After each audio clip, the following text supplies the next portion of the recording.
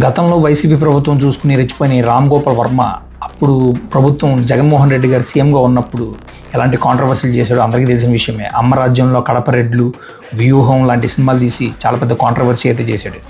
And target Chandrababu Naidu గారు, నారా లోకేష్ గారు, పవన్ కళ్యాణ్ గారు, వీళ్ళు ముగ్గురిని టార్గెట్ చేసి తీసిన సినిమాలు ఇవి. అండ్ ఇప్పుడు కేసు బుక్ చేసిన విషయం ఏంటంటే మార్ఫింగ్ ఫొటోస్ మీద అనమాట. సోషల్ మీడియాలో ఈ మార్ఫింగ్ ఫొటోస్ చంద్రబాబు నాయుడు గారి మీద, నారా లోకేష్ గారి మీద, పవన్ కళ్యాణ్ గారి మీద, ఈ ముగ్గురు మీద మార్ఫింగ్ ఫొటోస్ ఏవైతే సోషల్ మీడియాలో పెట్టారో రామ్ గోపాల్ వర్మ, దాని మీద కేసు అయితే బుక్ చేశారు. సో అందు గురించి ఇప్పుడు పోలీసులు ఆయన అరెస్ట్ చేయడానికి కానీ వెతుకుతున్నారు. సో ఆయన నిజంగా ఇంతకుముందు ఆయన చెప్పినట్టు నేను ఎవరికి భయపడను అన్న వ్యక్తి ఇవాళ పవన్ కళ్యాణ్ గారికి, చంద్రబాబు నాయుడు గారికి భయపడి పారిపోయాడా, దేశం వదిలి వెళ్ళిపోయాడా, లేదా ఎక్కడైనా దాక్కున్నాడా అన్నది చాలామందికి డౌట్స్ అయితే కలుగుతున్నాయి.